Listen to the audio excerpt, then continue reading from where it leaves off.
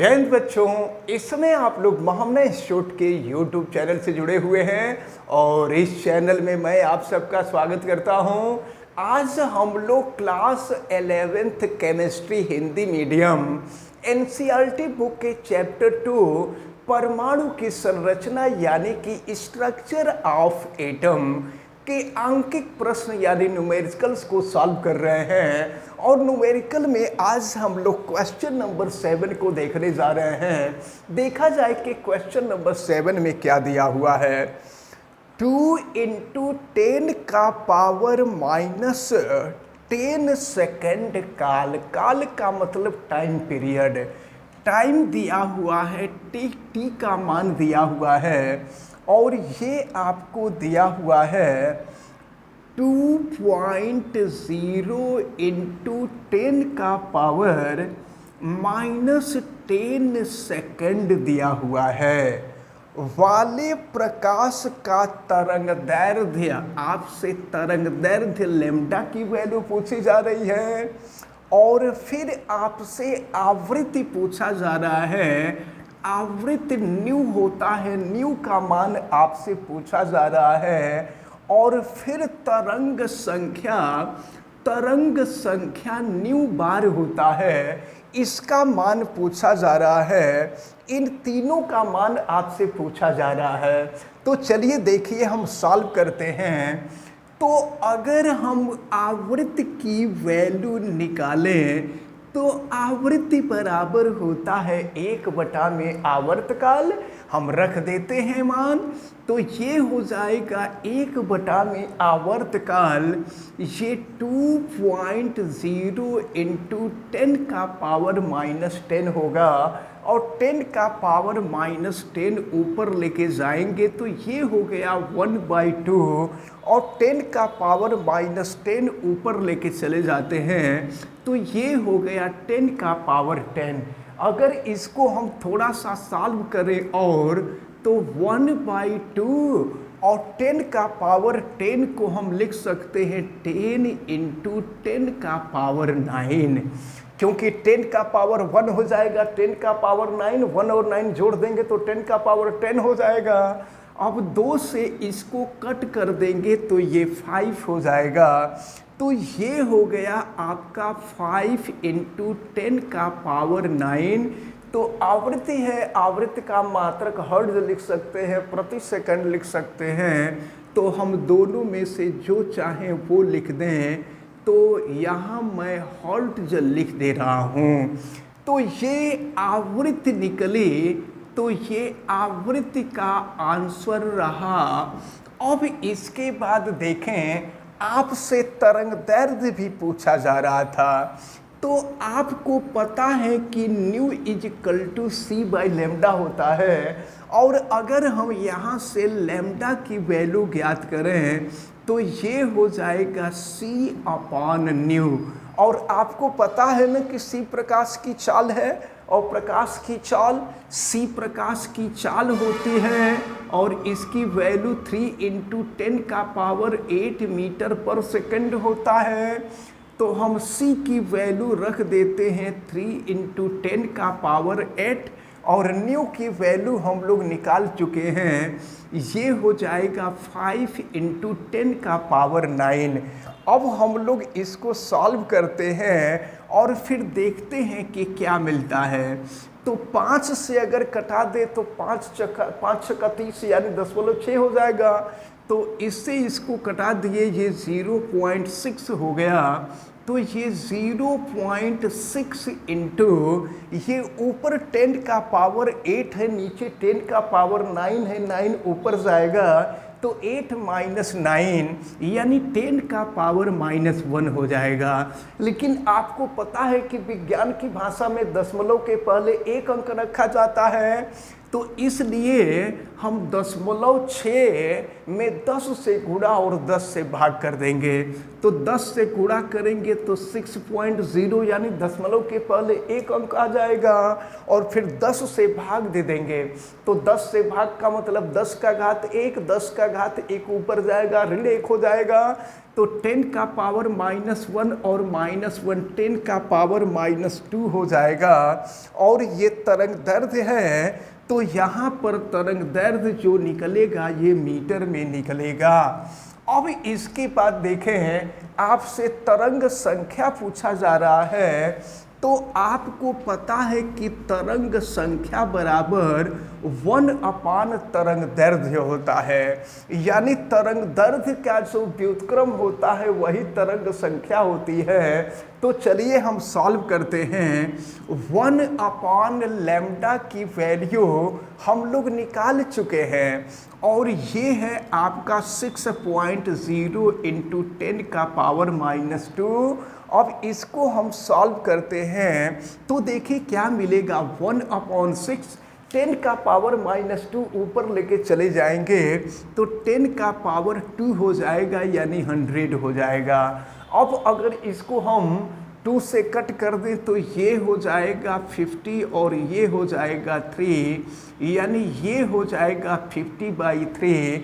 और 50 को 3 से हम डिवाइड कर दें तो यह 16.666 करके होगा।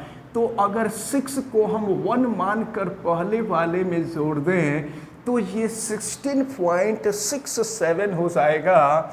और चूंकि तरंग संख्या है तो इसका मात्रक हो जाएगा मीटर इनवर्स। तो ये ऊपर जो था ये दूसरा वाला आंसर रहा और ये तीसरा आंसर रहा।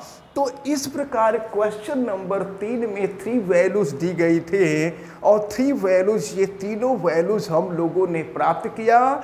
अब हम लोग देखेंगे क्वेश्चन नंबर 8 को। अब हम लोग क्वेश्चन नंबर 8 को देखने जा रहे हैं। क्वेश्चन नंबर 8 में दिया हुआ है, ऐसा प्रकाश जिसकी तरंग दैर्ध्य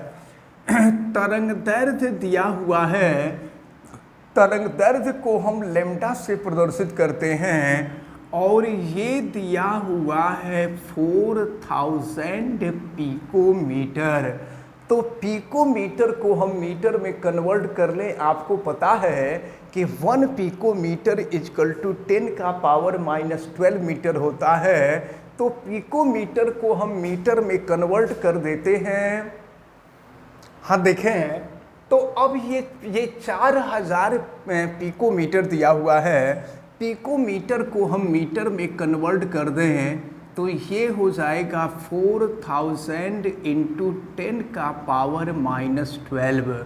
तो अब अगर यहाँ से 3 0 हम हटा दें तो ये हो जाएगा यहाँ पर आपका 4 × 10 का पावर -9 हो जाएगा। तो अब ये इतने मीटर के बराबर होगा। अब प्रश्न में आपसे क्या पूछा जा रहा है, और जो 1 जूल ऊर्जा दे सके, टोटल ऊर्जा जो दी गई है वह 1 जूल दी गई है। 1 जूल ऊर्जा दे सके तो फोटान की संख्या बताइए। नंबर ऑफ फोटान पूछा जा रहा है। तो देखिए टोटल ऊर्जा हम लोगों ने देख लिया है। अब हम 1 फोटान की ऊर्जा निकाल लें और टोटल ऊर्जा में अगर 1 फोटान की ऊर्जा से भाग दे दें तो हमें नंबर ऑफ फोटान निकल जाएगा। तो चलिए 1 फोटान की ऊर्जा हम निकाल रहे हैं और आपको पता है कि फोटान की ऊर्जा E = h × न्यू होता है और h न्यू की वैल्यू c/λ होती है। अब हम ये पूरी वैल्यू रख करके इसको हम सॉल्व करते हैं। तो h प्लैंक कांस्टेंट है, आपको पता है कि 6.626 × 10 का पावर -34 होता है प्लैंक कांस्टेंट। और फिर C प्रकाश की चाल 3 × 10 का पावर 8 होता है। और फिर नीचे लैम्डा की वैल्यू दी गई है और ये है 4 × 10 का पावर -9। फिर देखें क्या होगा। अब हम चाहें तो इसको 2 से कटा भी सकते हैं। अगर 2 से कटा दें तो देखिए ये 2 हो जाएगा और फिर 2 से इसको कटा देंगे, 2 3 6, 2 3 6, फिर 2 का में 2 और फिर ये हो जाएगा 2 3 6 ये हो जाएगा, और 2 से 3 को हम कटा दें तो 1.5 हो जाएगा। और फिर देखें ये क्या मिलेगा, तो E इज इक्वल टू हो जाएगा ये 3.313 और इनटू हो जाएगा ये आपका 1.5 और देखिए 10 का पावर -9 ऊपर गया तो -9 ऊपर गया तो +9 हो जाएगा, तो 9 और 8 17 हो जाएगा। -10 का पावर -34 + 17 करेंगे तो ये 10 का पावर -17 हो जाएगा। अब ज़रा हम लोग इसको सॉल्व कर लें, तो इसको सॉल्व करने के बाद ये जो वैल्यू आएगी लगभग 4.97, इनका दोनों का मल्टीप्लाई करेंगे तो लगभग में ये आएगा, और 10 का पावर हो जाएगा -17 जूल। तो ये फोटान की ऊर्जा है और यहाँ टोटल ऊर्जा दिया हुआ है 1 जूल। तो अगर हमको फोटानों की संख्या निकालनी होगी तो फोटानों की संख्या ज्ञात करने के लिए कुल ऊर्जा में 1 फोटान की ऊर्जा से भाग दे देंगे। तो कुल ऊर्जा है 1 जूल और 1 फोटान की ऊर्जा 4.97 इंटू 10 का पावर -17 हो जाएगा। अब 10 का पावर -17 ऊपर चला जाएगा तो ये 1/4.97 और 10 का पावर -17 ऊपर जाएगा तो ये हो जाएगा +17।